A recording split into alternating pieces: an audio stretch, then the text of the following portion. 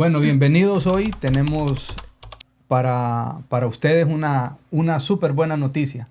En el mundo de real estate, uno no hace las cosas uno solo. Siempre se necesita un equipo. Y hoy tengo prácticamente a los dos delanteros del equipo. A los goleadores. Correcto. En real estate, como siempre comparo con béisbol o fútbol, no es uno solo que hace todo. Tú puedes ser el principal, incluso del equipo, pero se ocupan otros personajes alrededor. Sí. Y yo creo que hoy traemos puro cuarto bate, como dicen en Venezuela. Parte de lo importante de real estate es saber hacer bien las cosas contablemente. Y la otra parte, si no más importante, igual de importante, la parte legal. Entonces con nosotros tenemos hoy a María, que es experta en contabilidad, y a Paola, que es experta en el tema legal de real estate. Así que bienvenidas. ¿Les gustaría Muchas gracias. Bueno, muchas gracias por la invitación a ti, Alejandro. Y sí, mi nombre es María Ochoa, contadora, y precisamente lo que tú dices es muy importante. El éxito de un dueño de empresa es estar bien acompañado. Y sobre todo los números son importantes para la toma de decisiones y a veces son ignorados. Entonces, pues a ti te felicito porque estás bien acompañado por este equipo de profesionales y bueno, nosotros ya estamos establecidos en la ciudad de Davie. Yo soy de Weston, pero estamos establecidos en la ciudad de Davie y ya ayudando a empresarios ya más de 20 años. Así que...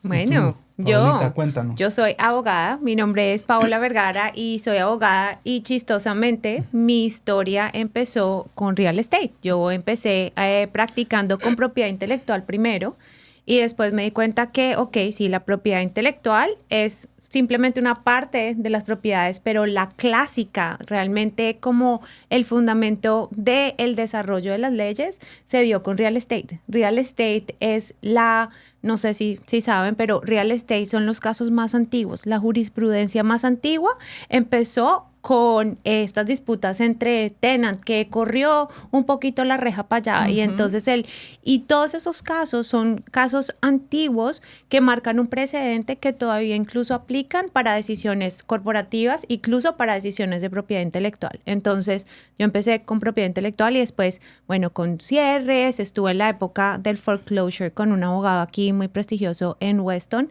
Y en el foreclosure defense aprendí bastante, qué es lo que uno no tiene que hacer. Hubo una ola bastante grande de gente que perdió sus casas, ¿no? Del real estate residencial. Pero también en esa época, desde hace tanto, también había una ola de inversionistas que tenían su plata metida en real estate y que la vieron dura. Y pues desafortunadamente hubo mucho que aprender que... Después empecé yo, ya cuando hubo otro flujo de dinero, otra vez mucho flujo de dinero de Latinoamérica, a decir, ¿qué lecciones aprendimos del 2008 para no volver a caer en esos errores y para nosotros tener una claridad de que, obviamente, o sea, un dinero y más cuando uno convierte de los dineros en los currencies de nuestros países a dólares, son los ahorros de toda una familia, de toda una vida, incluso de varias generaciones. ¿Cómo hacemos para protegerlos y traer el dinero, ponerlo acá, que es una muy buena práctica, pero cómo hacerlo bien? Correcto. Entonces, correcto. Y bueno, te felicito. O sea, definitivamente lo que tú dices hay que hacer. Yo no sé si ustedes se vieron el de 30 for 30. Yo no practico ningún deporte, pero me encanta aprender las autobiografías de los deportistas. Y no sé si ustedes se vieron ese capítulo de Michael Jordan cuando hablaban del Dream Team y hablaban de la triangulación. Yo creo que eso es lo que tiene que hacer cualquier empresario. Sí. Un empresario que no triangule es un empresario que la pelota se le va a escapar. Correcto. Y la triangulación es rodearse de... El empresario es el héroe que va por este camino de ver qué es lo que hace, ¿no es cierto? Entonces él va abriendo camino, pero no puede abrir camino solo. Tiene que triangular, sí, claro. Por si la pelota cae para un lado, entonces tiene el contador o el equipo que el contador establezca, y si la pelota sale para el otro lado, tiene el abogado, y no solamente un abogado, sino un abogado con la capacidad de entender y de pasar la pelota por si hay que referir, porque eso es lo que es el equipo. todo el tiempo en una triangulación. Entonces, te felicito porque tú eres una persona que ha sabido que no hay que estar en una situación de que todo nos caiga como por sorpresa, sino de una preparación y una anticipación, porque eso se llama estrategia. Así es. Correcto. Bueno, hay un par de cosas como inversionista. Creo que de lo que he aprendido es saber en quién confiar. O sea, no aprendí por los golpes también, ¿no? Sí, porque eso pasa. No es fácil poder decir voy a confiar en un contador o en un abogado y todo eso. Y eso es muy importante, lo que tú dices ahora. Yo siento que entre más voy aprendiendo, más me doy cuenta que menos sé. Entonces, ahora trato de buscar gente que yo esté seguro que sabe 3 veces más que mí. Porque lo que quiero es confiar en ti y no en mí. ¿Sí me entiendes? O sea, en algo legal, yo no estoy que ni quiero saber. Porque entre más me doy cuenta, más me doy cuenta que sé menos. Entonces prefiero contar contigo, que yo sé que tú sabes, y que si no sabes, va a ser más fácil para ti averiguar quién puede resolver ese problema, no por medio de mi propio razonamiento, sino que de la experiencia que tú ya tienes. Y eso, pues con Paola, gracias a Dios, he tenido la bendición de que hemos tenido 2, 3 problemas y tú has sabido cómo canalizar los problemas y a resolverlos de una manera positiva. Al final, ¿qué es lo que uno busca, no? Porque es imposible decir que vamos a estar en un negocio que no se van a suscitar problemas. Eso es parte de ser... Cost of doing business, que llaman acá. Correcto. Entonces, siempre van a haber los retos, ¿no? Sí, pero bueno, mira que yo ahí te pongo una cosita. Yo estoy de acuerdo. Toda la vida el error es caer en la polarización. Todo en la vida es de una polaridad. Tú siempre tienes que estar on and off, y tire afloje, que llaman, ¿no es cierto? Y nosotros hablábamos el otro día contigo de que existe una situación en donde el cliente tiene que saber a conciencia de que se tiene que apersonar porque yo soy su representante, pero su caso es de él. Correcto. Lo mismo la contabilidad, ¿no? Tú hablabas, ok. O sea, es que el cliente se tiene que apersonar de que la contabilidad, los números son suyos. O sea, es la responsabilidad. Exacto. Uno es el que da la cara y uno es el que enfrenta los problemas. Y el resto de la gente es parte del equipo. Pero al final uno asume la culpa, uno asume el gasto incluso, y uno es el que tiene que dar la cara ante cualquier situación. Sí, pero entonces ahí va el punto que tú estabas hablando. Cómo uno sabe cuándo se puede confiar y cuándo no se puede confiar de una profesional. Y yo te voy a decir, y yo soy tu abogada y yo sé que tú confías en mí y aprecio y valoro mucho tu confianza. Pero si tú me lo preguntas, yo te digo nunca te confíes. ¿Por qué? Primero, por lo que tú dices. Buena abogada, ¿no? Sí. Ni ella misma.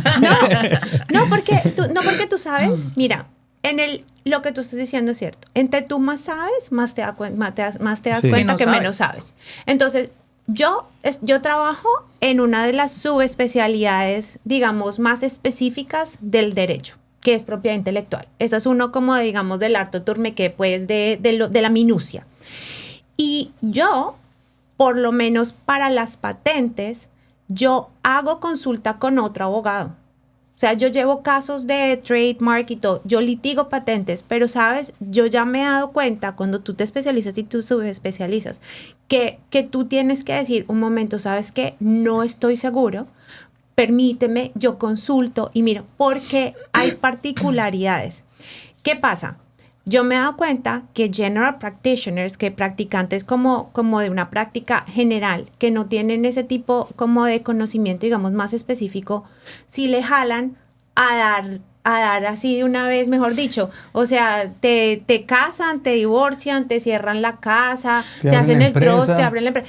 Entonces yo digo, pero wow, tremendo, porque no existe la conciencia de que entre más sé, yo me doy cuenta que menos sé. Entonces, yo sugiero siempre, si hay algo y sobre todo ahorita con tantos recursos y todo, hay tanta información, yo no le tengo miedo al ChatGPT. A mí me parece que es más recurso. No para que tú entres en autoayuda, porque mira que ahí el ChatGPT te puede decir cómo hacerte una cirugía de corazón. Ahora, si tú te vas a agarrar a hacerte la cirugía, bueno, good luck. ¿Me entiendes? Pero sí, por lo menos oiga, esto me parece a mí coherente y congruente. Correcto. Y mira, la gente que es entrepreneur porque es inteligente. Entonces, ¿sabes en quién confía? También, en ti. Es valiente. Es valiente. Sí.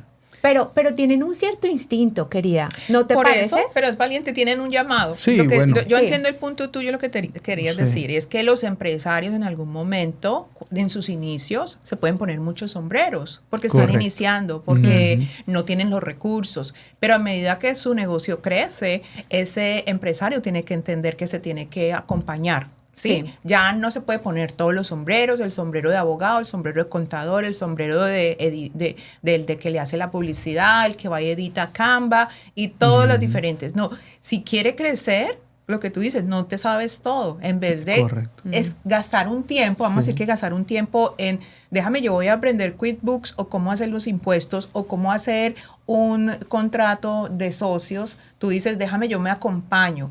Porque el mismo embalaje del negocio te tiene que dar la oportunidad de que pueda sostener esos gastos. Entonces, es válido al inicio para cualquier empresario, que es un acto de valentía, de ya no ser empleado y déjame ser independiente. Tengo esta idea o tengo este negocio o tengo esta profesión, pero lo quiero hacer de manera de negocio, que al inicio te embales tú mismo, te avales tú mismo. Pero ya después tiene que empezar a seleccionar el equipo que lo va a acompañar en ese crecimiento. Porque si no lo hace, vamos a decir, por desconocimiento o incluso, digámoslo, por tacañería, simplemente ya estás tirándote a la opción del riesgo, pero el riesgo calculado de perder. Correcto. De perder. Porque mira, en el caso, por ejemplo, vamos a decir el contador. El contador tiene la habilidad de ver todo el juego del cliente. ¿En qué sentido? ¿Cómo está su estructura corporativa?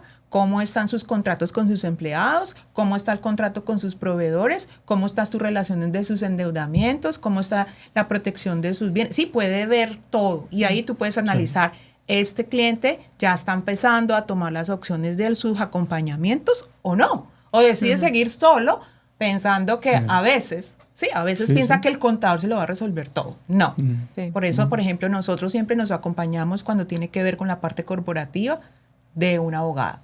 Yo recomiendo a Paola. Si tengo que recomendar una parte financiera o de inversión, entonces recomiendo 2, 3 financial advisors y les digo siempre al cliente, reúnase con ellos y dígame con cuál usted vibra, cuál le dio confianza, cuál usted se sintió cómodo, se sintió escuchado, se sintió que es la persona para hacer tomar la decisión, ¿cierto? Entonces, el contador es muy observador, el contador ya lee. Yo tengo, por ejemplo, una visión que yo ya leo en qué situación está el cliente y hacia dónde va. Es más, me ha pasado con casos del cliente que no delega o que delega equivocadamente, que a veces hasta predecimos, por favor, mire, si usted sigue en este rumbo va a pasar esto, y pasa, porque a veces ese dueño de negocio no quiere escuchar. O lo que tú estás hablando, es que la plata es un síntoma. Los números son súper sintomáticos, porque cuando un negocio va bien, los números hablan. Y cuando un negocio va mal, los números hablan. Lo que pasa es que la gente le tiene mucho miedo a ver los negocios, a ver los números. Y por lo menos con el real estate, a mí me pasa que me pasa una cosa, y es que la gente, digamos, con los avalúos, con la incertidumbre, con esto, la gente puede llegar a tomar decisiones con real estate si no se asesoran realmente con una persona que tenga experiencia en real estate, en que pueden caer en pensar que tienen más información de la que tienen y no, por ejemplo, hacen un avalúo. Un avalúo es una situación bastante así, o un avalúo de sus posibilidades de compra. Entonces, ir a un contador y decirle, mira, realmente, ¿cuál es mi presupuesto de compra? Y después coger con ese presupuesto de compra e ir a comprar. Correcto. O sea, usualmente, fíjate que en real estate, que yo me encuentro cuando la gente viene, donde me visitan y me dice, vamos a decir, el mortgage broker, y me dice, mira, necesito que me ayudes con este cliente porque van a comprar una propiedad. Y yo, ok, ¿y los taxes? Bueno, todavía no han hecho los taxes porque precisamente te necesitamos para eso. Y yo, ¿y para qué me necesitan? Algunos piensan, no, pues para que tú hagas magia con los números. Yo no hago magia con los números. Déjame ver qué realmente es el ingreso de esa familia, de ese papá, de esa mamá, porque esa es la realidad de ellos, porque tú vas a meterte a mostrar lo que no eres para luego terminar en un foreclosure, porque eso es lo que sucede. Entonces, ¿qué sucede? No, déjame ver. Hay muchas veces que les he dicho a esos prospectos que quieren comprar casa, cuando veo la posición y dicen, María, quiero prepararme para comprar casa y veo los ingresos, digo, bueno, yo creo que te va a tomar un proceso de orden de 1 o 2 años y vas a estar listo para que un lender te apruebe así. Y lo han hecho, lo han hecho. Tuve otro caso donde este cliente en particular no habían podido ser aprobados. Y no porque no tuvieran el ingreso, porque su contabilidad era un desastre. ¿Sí? Entonces, ¿qué sucede? Los organicé, nos tomó 2 años y luego les aprobaron su casa de más de $1 millón, su mortgage. ¿Sí? Pero mira que en el evento que tú hiciste este sábado, que me encantó, porque realmente la cuestión definitivamente es, a veces no es ni siquiera de plata, sino de información. Correcto. ¿No es cierto? Porque tú ves las dos polaridades, ¿no? Tú ves la persona que lleva pagando súper juiciosa su renta y toda la cuestión y no sé qué, tararara, y probablemente tiene un buen crédito y todo, y que no se lanza porque tiene undervalue, sí. ¿Cómo se llama eso en español, sí, Lola? Sí. Como que se desvalora, ¿no es cierto? Y en cambio, tú ves el otro polo de los fulanos que ellos tienen como un budget mental, ahí sí, súper altos de fe. De esperanzas. No, que no es malo, no pero es si malo. Trabajas en pro de eso, pero que no solo es soñarlo, sino que como decía el speaker al final, tienes que poner en acción todo, ¿no? Entonces, prepararse. Mira, correcto. La clave es un plan y el plan es, ok, ¿cuál es la realidad de nosotros? Para nosotros soñar en esa casa, pero tenemos un inicio de cuál es ese mortgage que I can afford, cuál es ese mortgage que yo realmente puedo pagar. Ahora, cuando tú haces esa inversión, si la hiciste bien, es muy posible que tú puedas ya tener ese capital gain de la propiedad bien rápido. Y ahí tú dices, déjame que no tengo miedo y voy a sacar ese capital gain, un poquito de allí, para hacerlo en otra propiedad. Pero ¿sabes qué? Tener el plan y ser ordenado te lleva al éxito. Cuando tú no eres ordenado y la gente no quiere hacer eso, simplemente dice, yo no sé cómo estará eso, yo no sé si yo tengo para hacer esa otra inversión, no sé si eso me va a dar, o sea, no se sientan a hacer un número. Y si no lo sabes, entonces acompáñate de alguien que sí está dispuesto o a enseñarte o le vas a tener que pagar para que te dé la clase y te explique bien cómo es el modelo de negocio de inversión en real estate. ¿Qué es lo que tú estás tratando de comunicar? Sí se puede soñar con inversión, pero ordenado, organizado. Ahora, si arrancaste desordenado, no importa, pero si tienes la mentalidad que tú dices, yo ya no voy a ser desorganizado y voy a buscar ayuda, entonces ya hiciste un cambio en la mentalidad. De repente no es... yo creo que esto, por lo menos en lo que es en el tema de inversionista de real estate, es un juego de niveles también. Tú empiezas y puedes empezar en un orden. Bueno, yo controlo mi contabilidad con QuickBooks y yo lo hago porque me da el tiempo y todo eso. A medida vas creciendo, la probabilidad de lo que has crecido te va generando más demanda. Entonces empieza a desordenar un poco la contabilidad, a desordenar acá. Entonces ahí tienes que pasar a un proceso, le digo yo a varias gente que es de growing pains, donde tienes que decir, ¿sabes qué?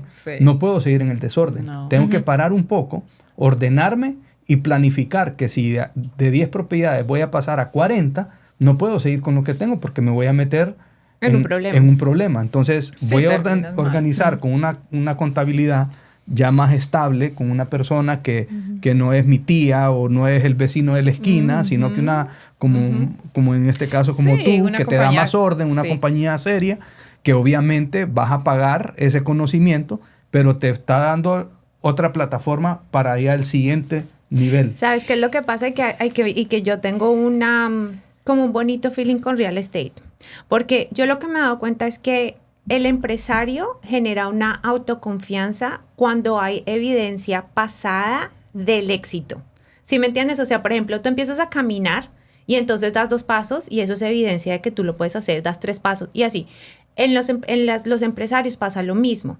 Lo bonito del real estate es que es muy concreto. Es muy tangible. Es muy tangible. Entonces, lo que pasa es que se genera, yo pienso que la cantidad de millones que tú te puedas meter en la mente, o sea, que tú puedas posible y que tú puedas manejar mentalmente así no los tengas, es realmente el dinero que tú tienes la capacidad de generar. O sea, si a ti no te cabe 1 millón en la cabeza, no te cabe 1 millón en el bolsillo, punto. Pero esa capacidad mental de la estructura la organizas cuando tú empiezas a tener evidencia concreta de éxito. Y el real estate, tú tienes una llave. ¿Sí me entiendes? O sea, y déjame decirte, ahorita se está haciendo cantidad de dinero en intangibles. Y yo pienso que a medida que la humanidad pueda digerir más y más y más y sentir esa intangibilidad, que yo pienso que va a pasar muy rápido, pero hasta ahora real estate es eso que te permite tocar.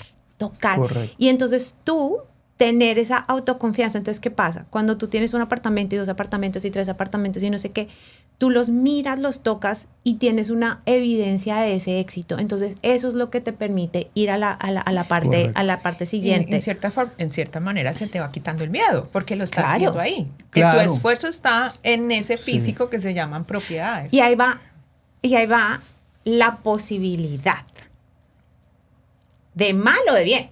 Sí, porque tú te puedes meter en un proyecto enorme que te dispare con una posibilidad hacia un bien buenísima, o te puedes meter en un problema aún más grande, claro, en donde la falta de una estructura que te cobije y un manejo, digamos, más profesional, te puede abrir la opción. Pero ahí es donde te decía, por eso de niveles, ¿no? Porque uno, en el siguiente nivel, de repente se le ocurre un proyecto o ves una posibilidad de un proyecto donde la información que tienes del previo no es suficiente para lo que viene. Entonces, ahí es donde entran ustedes con el profesionalismo y la información. Sí. Digo, si yo ahora tengo 20 apartamentos, pero estoy planificando comprar 500, es diferente. Yo ya no lo puedo manejar como todo en la vida. Como 20. Entonces, déjame armarme mi equipo, ¿ok? Mi delantero, mi defensa, mi centro de contención. Midfield. ¿Me entiendes? Sí. Entonces, ahí es donde vale la pena pensar no para lo que tiene, sino que para lo que viene.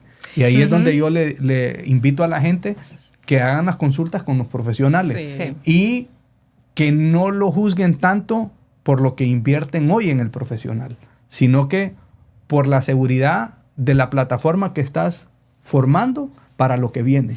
Es que mira que ahí nomás inicia el concepto tuyo de éxito y de ir al siguiente nivel cuando tú sientes que ya tu negocio está dispuesto a pagar profesionales de calidad.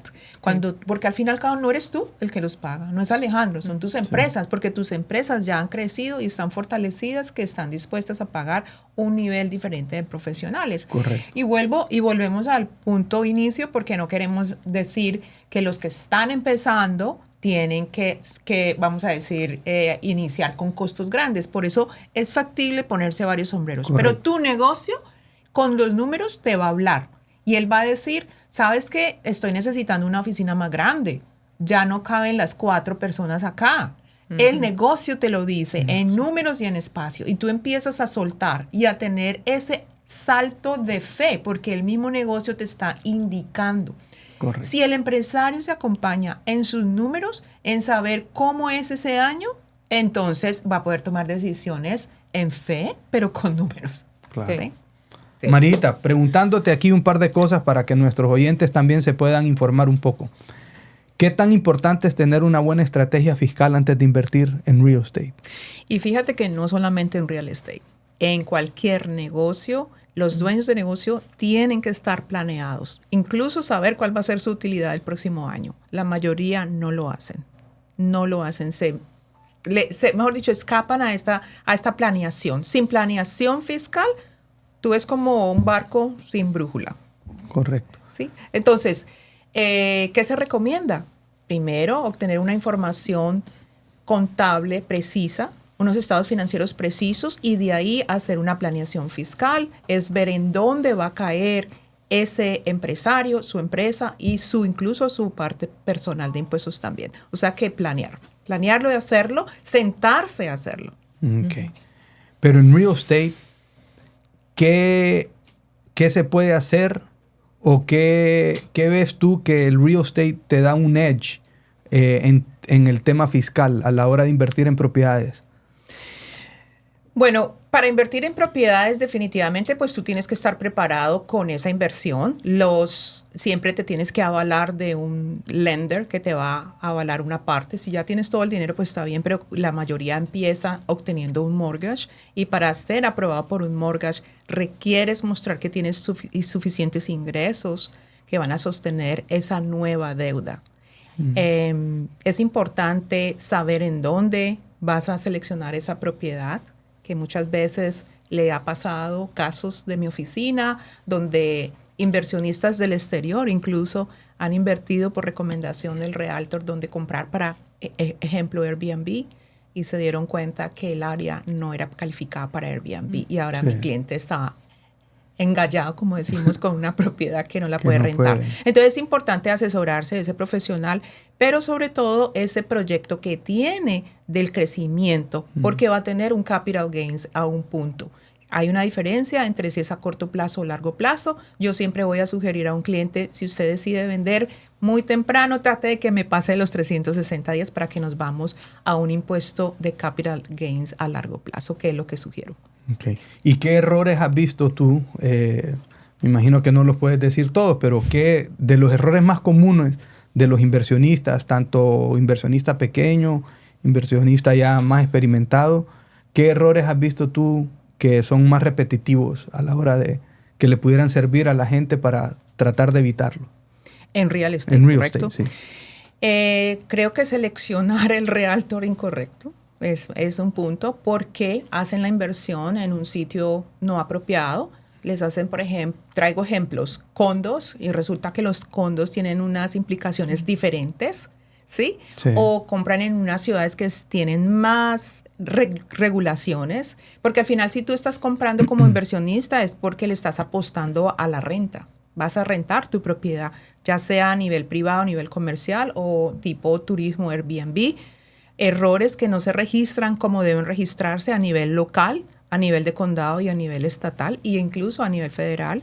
Entonces cometen muchos errores y cuando van a tener que hacer todas esas regulaciones y cumplir, terminan diciendo, no, yo no quiero ya esto porque me salió más caro.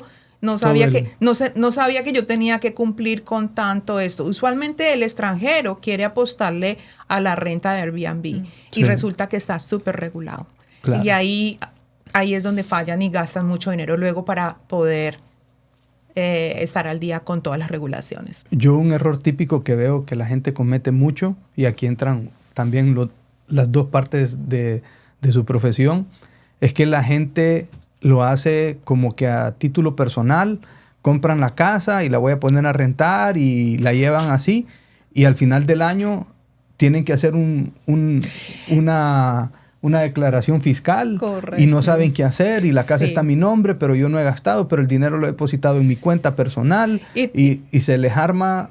Y te cuento esa mezcla. Primero inician diciendo que alguien les dijo que era un buen negocio, luego el tío les creó la LLC, luego no hicieron los documentos correctos y luego al final ni siquiera hacen declaración. He encontrado casos donde extranjeros están comprando propiedades que la tienen en la renta acá y piensan a través de una LLC y tienen la información equivocada, que ellos no tienen que hacer una declaración de impuesto en Estados Unidos. Sí. Cuando tú debes declarar cualquier actividad económica que te esté generando un ingreso, incluyendo los bienes raíces. Entonces, si alguien crea una entidad, ya sea que esté afuera o esté acá, si lo hace a través de una estructura corporativa como una LLC, esa entidad es un ente separado de la persona. Tiene que tener una cuenta separada de banco para que puedas tener ese historial y luego reportar esa información a la IRS. Y es diferentes vías donde nos vamos. Si esos dueños de esa LLC son domésticos, es decir, son de acá, o esos dueños son extranjeros. Todos tienen un tratamiento distinto. Por eso es importante que esa primera consulta de quiero comprar una propiedad, ¿cómo la vas a comprar? ¿A nivel personal o a través de una entidad? No, que somos dos. No, pero es que es uno extranjero y uno doméstico. No, pero es que es para Airbnb. No, es que es para renta comercial. Porque alguien puede venir a invertir también en el tema de renta comercial, que compra para rentar a tenants, aquí a negocios. Entonces, se bifurca de diferentes maneras, por eso es importante asesorarse correctamente del inicio para que esa inversión de real estate sea correcta y sea reportada correctamente y tú no tengas situaciones después de auditorías y hasta que termines hasta perdiendo el bien por no hacerlo correcto. Ahora, te hago una consulta. Hoy te llega un cliente a la oficina y te dice, compré 4 propiedades hace 5 o 6 años, las he estado rentando, el dinero ha estado entrando en mi cuenta, necesito ponerme en orden. ¿Cuál fue el proceso? Bueno, el proceso primero es que vamos a contactar a la abogada para que nos haga la estructura legal, que es una LLC. Vamos siempre a revisar el caso, qué tipo de propiedades son, cuánto está costando las propiedades para poder incluirlas dentro de la estructura. Ya quiere decir que ahí le vamos a quitar y lo vamos a separar de su nombre hacia una entidad corporativa, una estructura a nivel de Estado, y luego nos vamos a presentar ante la IRS para decirle con claridad cómo vamos a tributar. Ahí sí queda a nivel estatal con su estructura de LLC, quedan protegidas, vamos a decir, la abogada explicaría todas las implicaciones y los contratos que hay que hacer y nosotros vamos a mostrarnos ante la IRS a través de ese cliente cómo debe tributar. ¿Ok?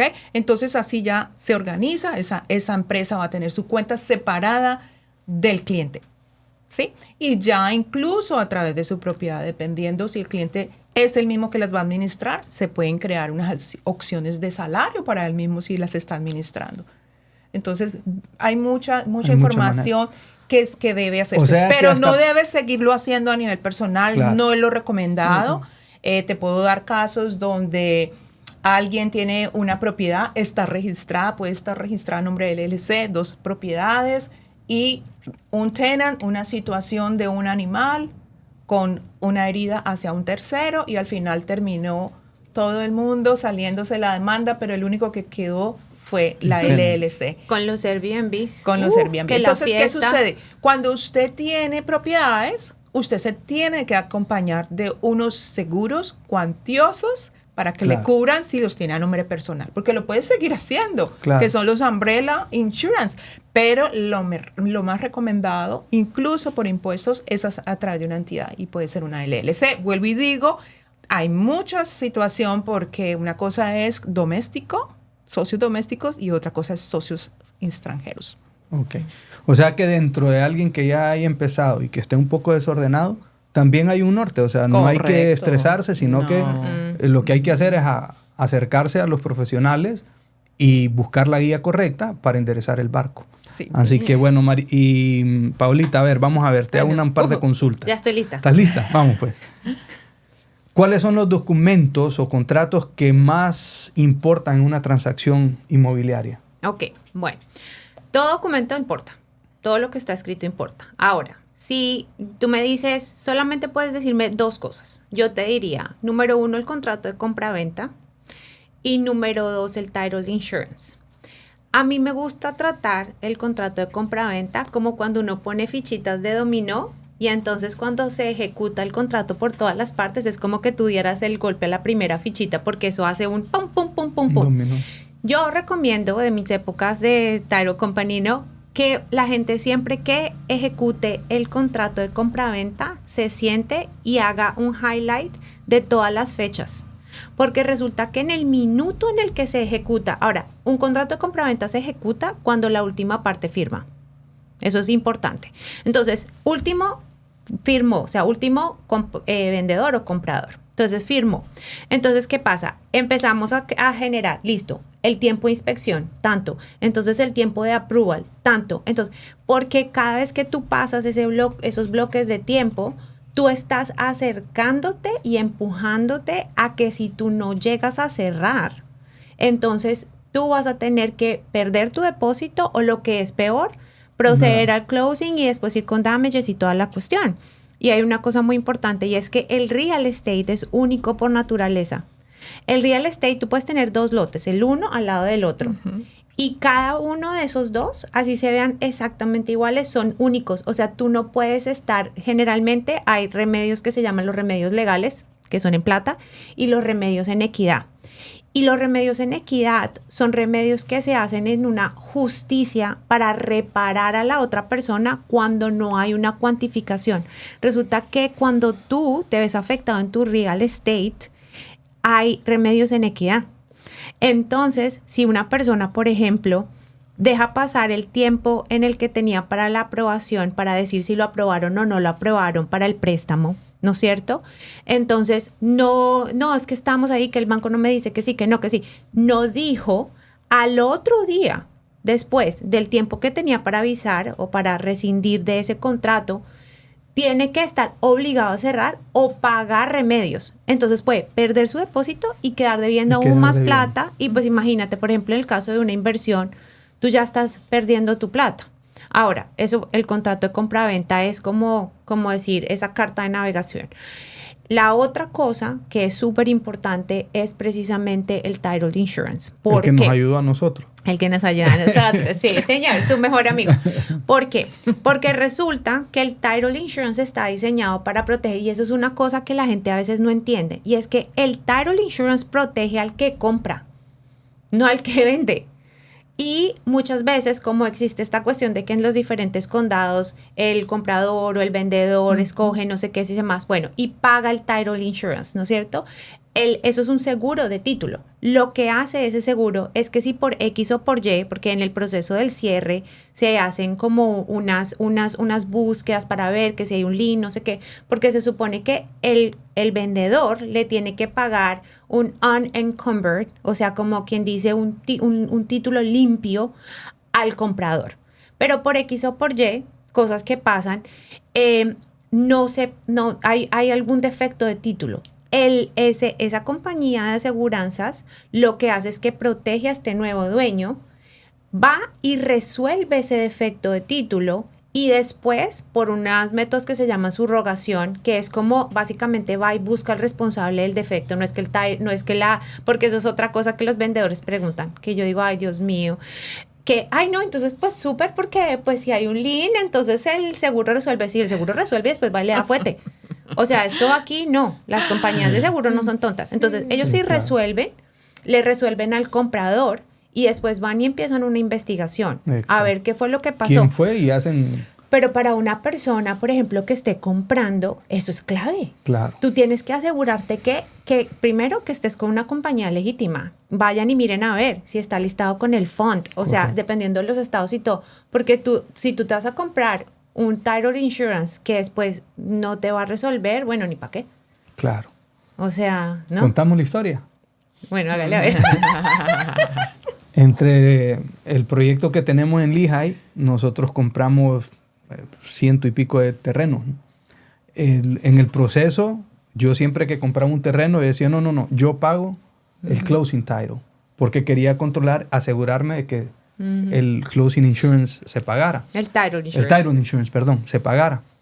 Bueno, compré los terrenos, empezamos el proyecto, hago una casa en uno de los lotes y ya las casas están listas para vender. Entonces empezamos el proceso con el cliente, el proceso típico. Cuando están haciendo el lien search, resulta que hay un lien en la propiedad. Ay, Dios mío. Y yo, ¿pero lien de qué? Si yo ni esa primera etapa del proyecto ni tan siquiera utilizamos nuestros propios fondos.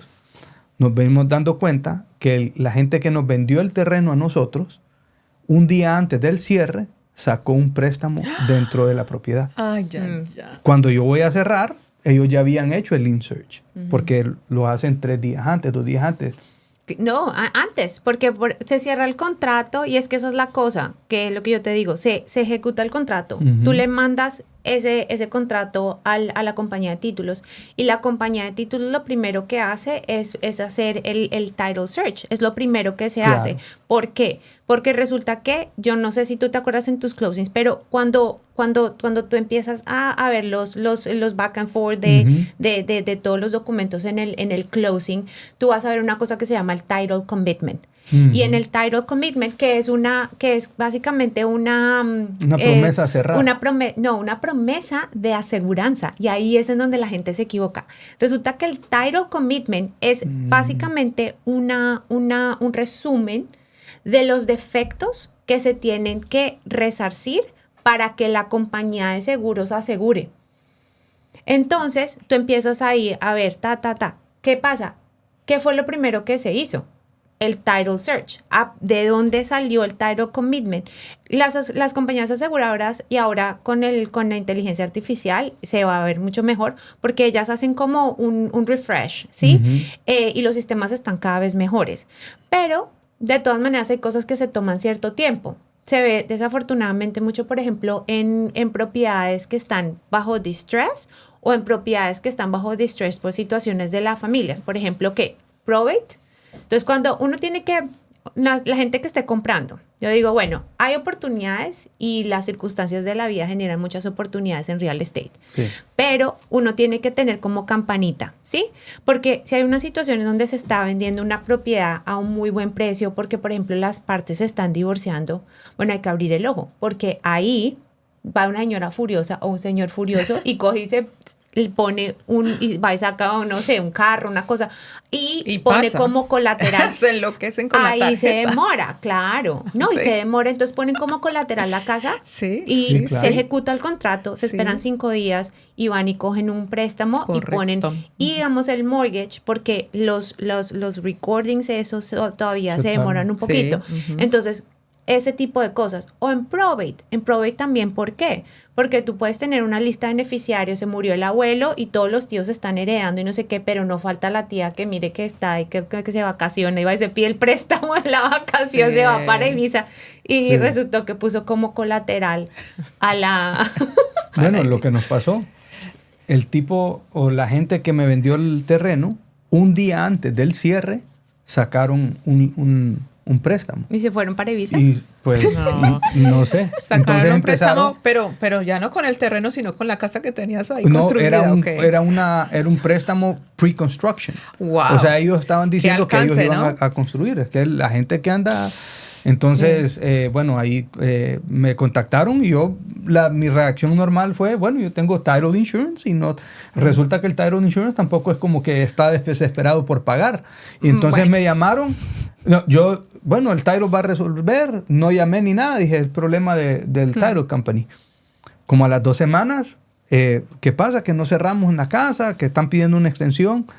Y llamo a la persona de que llevaba el caso. Y me empezó a hacer preguntas un poco ya más. Y yo, no. A partir de aquí, olvídate, ya no existo yo. Mi abogada. Le toca a Paola. No, porque es como porque te todo. enredan. Tú sabes que el oficio del ajustador de seguros es buscar cómo no te paga o te paga lo menos. ¿Me entiendes? O sea, y eso es en todo. Eso es entonces, como ahí es donde te digo yo que dije, yo sé que yo no sé. Yo sé que nada sé. Pero la que está al lado mío sabe mucho más. Así que no vuelves a hablar conmigo, le mandé un correo, esta es la persona que te vas a contactar ahora. Y no fue súper. Y no fue súper bien. Súper.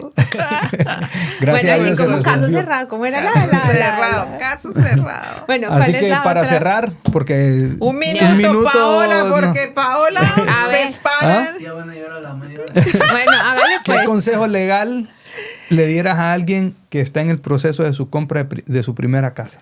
¿Qué consejo legal? Bueno, lo primero que tiene que hacer una persona que vaya a comprar es decidir cómo es que va a comprar. Depende si tú vas a comprar una residencia para vivir o si tú vas a comprar como inversionista. Ahí mismo en esa pregunta contesta cuál es la diferencia entre persona para personal o persona para negocio. Ok, bueno, si una persona va a comprar una casa para como residencia, lo primero que tiene que ir a mirar es su capacidad de endeudamiento, ¿no es cierto? Y yo pienso que en ese caso mi consejo sería, vaya, mire su crédito, asegúrese que todo está bien y vaya y hable con un lender, mire cuál es su capacidad de endeudamiento y de ahí empiece. Ahora, si usted lo va a hacer como inversionista, obviamente el consejo siempre es no lo haga a título personal, sino que cree precisamente esa compañía que sería el dueño y también tendría que hacer el mismo oficio, ¿cierto? Mida cuál es la capacidad de endeudamiento, Generalmente la gente que va a comprar una propiedad como inversión, a menos de que tenga todo el capital necesario para comprar, va a tener que calificar a un préstamo y si no tiene una empresa ya constituida es bastante difícil que le presten a nombre de esa empresa. Entonces va a tener probablemente que firmar garantías personales y demás y va a tener que poner como respaldo su crédito. Entonces también tiene que empezar como, ok, bueno, ¿cuál es mi capacidad de endeudamiento y demás y demás? En el caso de que una persona vaya a empezar a pensar en invertir en real estate, yo sugiero que es muy importante uno hacer una evaluación personal de lo que uno tiene y una protección de los assets. Yo quiero que ese es como el paso número 1. Si uno está planeando, porque a veces las cosas pasan. Entonces, mirar cómo protege lo que ya tiene, porque pues no va a querer poner todo en la brasa, ¿no es cierto? Y entonces después de eso sí habilita su compañía, organiza, hace su bookkeeping, toda la cuestión que necesita hacer para poder calificar a un préstamo o para comprar con todo el capital. Eso sería. Paola, para cerrar, ¿qué consejo le dieras a alguien como Sebas que está empezando y que quiere invertir en real estate desde el punto de vista legal? Ok, bueno, yo le sugiero a la gente que tenga mucho cuidado con las personas con las que se va a meter. Los muchachos jóvenes o muchachas jóvenes, la decisión más importante es con quién tú te vas a emparejar, tanto como socio en la vida como socio en los negocios. Entonces, antes de meterse a hacer de verdad uniones legales, bien sea matrimonio, lo que sea, piensen muy bien con la cabeza, porque hay mucha gente que sube y baja como espuma por malas asociaciones. Yo les diría eso. Okay. Marita, un consejo para la gente joven que nos está viendo. Para los jóvenes y que he tenido oportunidad de hablar con jóvenes, incluyendo mis hijos. Primero que todo, crear ese plan donde ellos quieren poner su energía para su negocio. Si es en inversión en real estate, entonces tienen que preparar su reporte de crédito, el score de crédito, cuál es la capacidad de ahorro que tienen dentro de sus salarios, porque muchos todavía están trabajando, entonces tienen la idea de que quiero empezar a invertir. Y también educarse. La educación es clave. Si tú te educas en todas las opciones que hay para avalarte a los inicios, como ser comprador por primera vez, como comprar una propiedad que en realidad va a ser para inversión y esa propiedad la van a valorar para ti en el ingreso que va a producir de renta, entonces es posible. Entonces todo empieza con una idea, con un plan y con educación. Edúcate. Cuando tú te educas, ya tienes una herramienta que nadie va a quitarte y vas para el éxito con eso. A ver, mi consejo fuera caminar todo el camino con fe, con fe en Dios. Dios es un Dios bueno que nos quiere bien. Todo el tiempo. Todo el tiempo. Siempre. Pero también es un Dios de orden. Correcto. Así que todos los sueños, todos los deseos que nosotros tenemos, es porque Dios nos los ha plantado en el corazón. Y si Él nos plantó eso es porque sabe que nosotros tenemos la capacidad de alcanzarlo.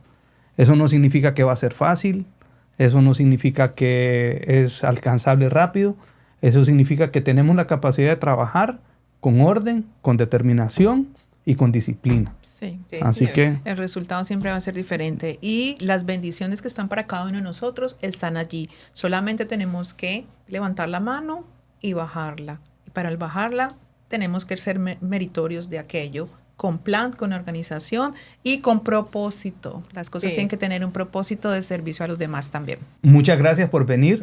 Creo que gusto. La información Muchas gracias por la muy invitación. buena. Ojalá que la gente lo pueda disfrutar. Sí.